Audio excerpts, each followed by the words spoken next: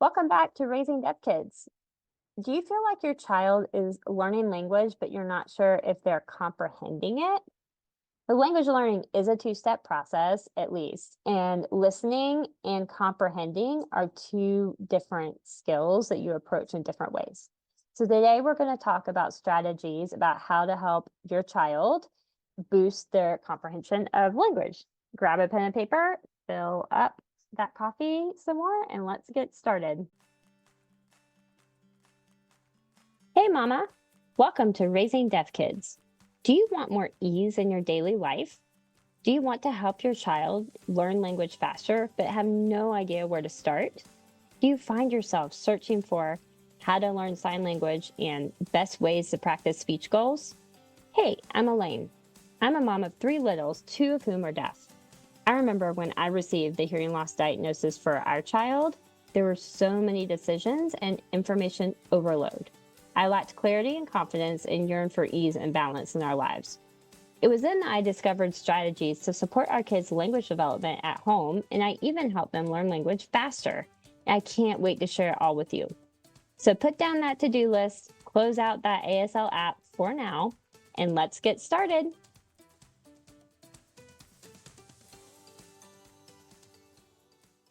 Did you know that I have a free community of women just like you? Busy moms who want to help their kids learn language faster while still getting all of the things done in the house each day.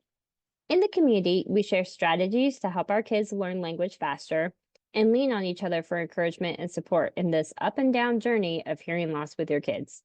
If you haven't found your community yet, then welcome home, Mama. Come join us at facebook.com/group/raisingdeafkids. So I hear this a lot from parents, this sentence. My child repeats the words I say, but I don't know if they understand it. And you may or may not be right. Okay.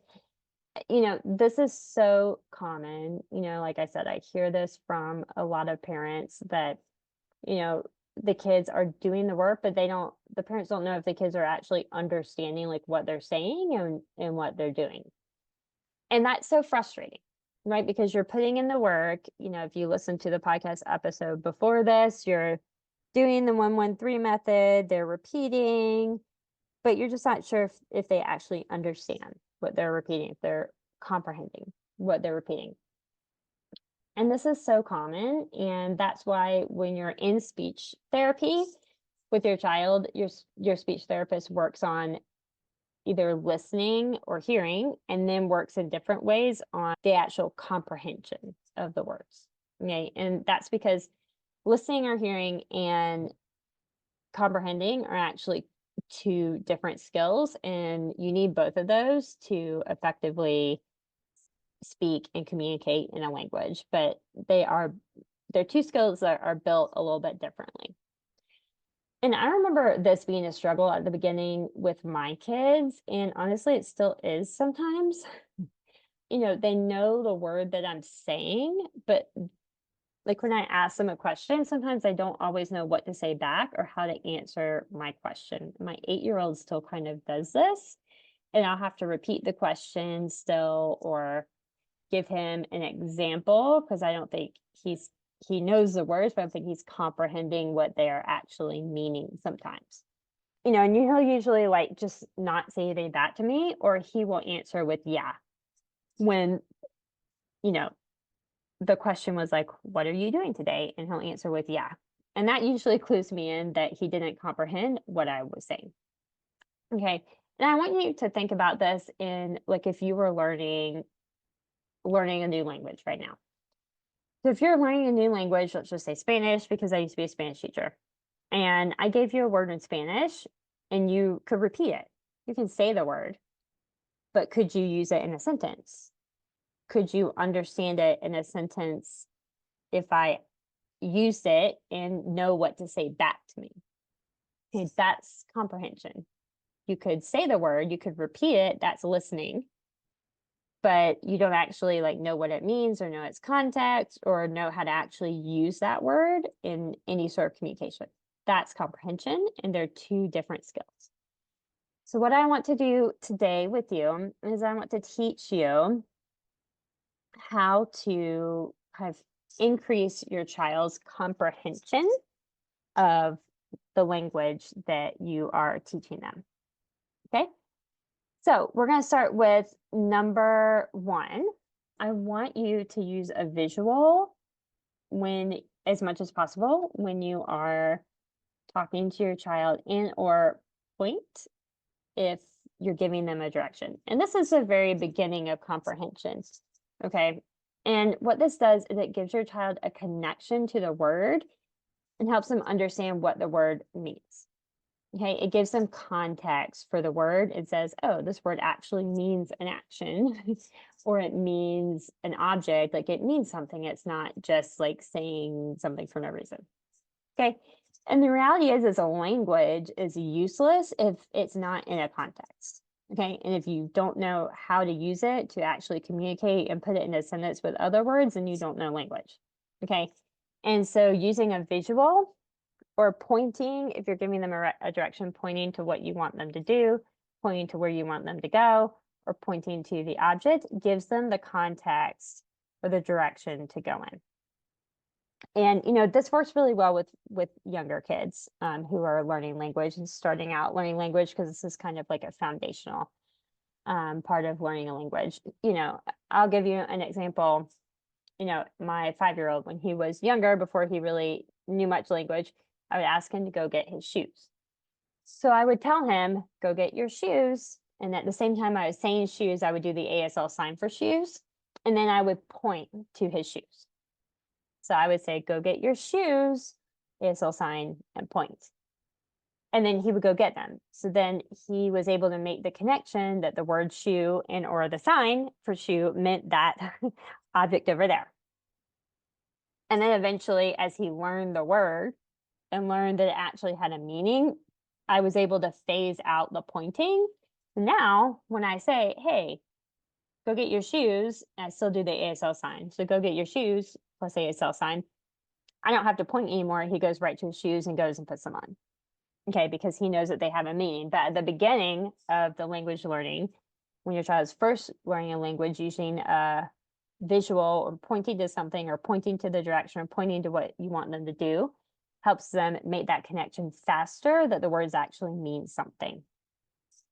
So point number 2, I want you to give them 2 options if they're stuck on answering a question. And this works for actually for all age kids, and it's really great for a little bit older kids that have a little bit of language and you are working on kind of increasing their language and deepening their language. You're getting them to say longer sentences and more complex sentences and helping them express more like complex thoughts. Okay, so sometimes your child gets stuck and they hear the words and they don't know what you're asking as much, and or they don't know what type of answer, what answer you're looking for, or like how to answer the question. Maybe they understand the question, but they don't know how to answer it. Okay, so giving them 2 options helps them to start thinking through what type of answer would make sense in this situation. And they can almost kind of reverse engineer the comprehension of the sentence when you give them 2 options. Okay, you want to give them an option that is the obvious answer, and you want to give them an option that is obviously not the answer. Okay, because the point is we're trying to help them, we're not trying to get them stuck even more. Okay, so you want to give them 2 opposites, something that's obviously not what's happening right now and something that is happening right now. Okay, you know, just what I said, they often need a few examples of how to answer a question. You know, so I will give you an example, you know, with my 8-year-old, you know, you see like a bird flying in the sky, and I'll ask him, hey, buddy, what is the bird doing? And sometimes he'll just say, yeah. That means he doesn't know how to answer the question if he just answers back, yeah, because that's obviously not the right answer. That's not an answer at all. So I would say, hey, buddy, what are the birds doing? And he would just say, yeah. And I would say, are the birds flying or walking? And he would say, oh, the birds are flying. So I gave him, when he was stuck and didn't know how to answer, I gave him 2 examples. I gave him one that was obvious that he would know that birds fly, and obvious that it's not flying, that it's not walking. Okay, something obvious that it's not doing, so it can make the answer obvious to him. And like I said, my 8-year-old, I still do this with him all the time because language learning, takes a while sometimes, and maybe even longer with our kids who do have hearing loss. But giving them those 2 options kind of helps them with the comprehension and helps them, once again, like put context and meaning to the sentence and gives them an example of how you want that question answered or how would be appropriate to answer that question. So point number 3, I want you to give your child a direction without a visual to test their comprehension of the actual language. Okay, so if you ask them a question without pointing or without giving them the visual, this tests to see if they actually understood the language of what you're saying. But why do we want to do this? Well, after a few times of, what we did in point number 1 was pairing the word with a visual or pairing the word with pointing where you want them to go. After a while, your child should have made that connection. So what you want to start doing, like I did with my 5-year-old in the example earlier, is that you need to start phasing out every once in a while the direction or the visual to see if they are actually learning the comprehension of the word, and they're not just relying on the pointing to tell them what to do. Does that make sense? So just like the example I had earlier of my 5-year-old, when we were teaching him the word shoe, for a while I would say, hey, go get your shoes. I would do the ASL sign for shoe. I would say the word shoe and I would point to the shoe at the same time. And then after a couple of weeks of doing this, I phased out the pointing. And I just said, hey, buddy, go get your shoe, and did the ASL sign for shoe as well. And he went and got the shoe. Okay, so that told, without the pointing. So that told me, okay, he does actually understand this word. Okay, if you try this and your child doesn't respond in an appropriate way or doesn't go get the right thing, then you just need a little bit more intentional practice. And we're not quite picking up on the actual meaning, and they were relying on your pointing to actually learn this. Okay. And so that's really the true test of their comprehension, is if they can understand the language or the sign. If you're doing ASL signs, they can understand the meaning of the sign without you having to point them or give them an extra visual. And if not, you see more practice. So the main thing here really is to give your kids a lot of grace. But comprehending is a separate skill from hearing/listening and is arguably a more difficult skill and takes a little bit more time to learn with kids. Okay, and I can give you an example. For example, when I was learning Spanish for the first time when I was in high school and college, I actually learned what I wanted to say really quickly. So I could say, most anything really that I wanted to say in Spanish. But as soon as someone started talking to me, I did not comprehend at all. Right. So I could put together full sentences. I knew what I was saying. I was saying it grammatically correctly, but it took me a really long time, and actually living in a Spanish speaking country for a year to be completely immersed in it, for me to start comprehending other people. And because everyone has different accents, they put emphasis on different words.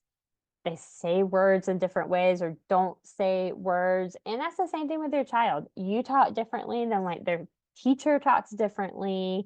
Grandparents talk differently. Everyone has a slightly different accent. Everyone says stuff in slightly different ways. And your child is having to accommodate for all these different accents and all these different ways that everybody is saying it. So all that is to say is that I know firsthand that even if your child can say what they want to say, you still need to work on comprehending what you say because language is not a language if you can't communicate back and forth with someone, right?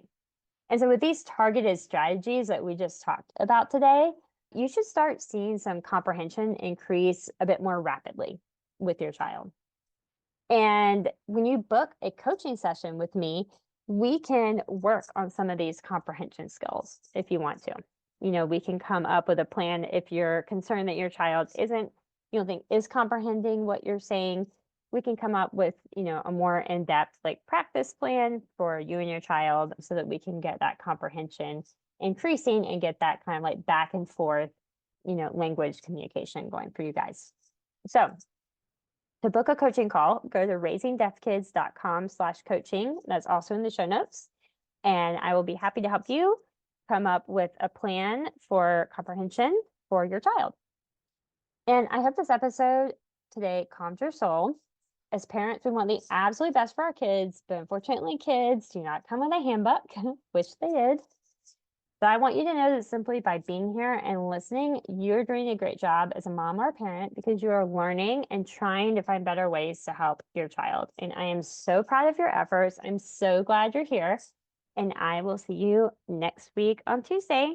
Have a great weekend. Hey, Mama. I hope you enjoyed today's episode. If so, would you take 30 seconds and subscribe to this podcast? I never want you to miss an episode and to be without valuable information to help you and your family. Also, please leave a quick written review for the show on Apple Podcasts. It lights me up to know this podcast is helping you. Now go check off the rest of your to-dos so you can love on your family today. And I'll meet you here every Tuesday and Thursday for podcast episodes to support your whole family in language learning. Ciao, Mama.